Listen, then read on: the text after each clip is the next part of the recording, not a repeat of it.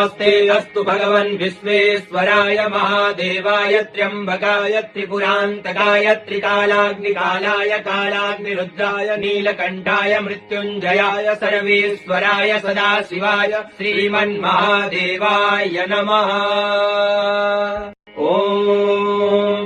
नमस्ते अस्तु भगवन् विश्वेश्वराय महादेवाय त्र्यम्बकाय त्रिपुरान्तकाय त्रिकालाग्निकालाय कालाग्निरुद्राय नीलकण्ठाय मृत्युञ्जयाय सर्वेश्वराय सदाशिवाय श्रीमन्महादेवाय नमः।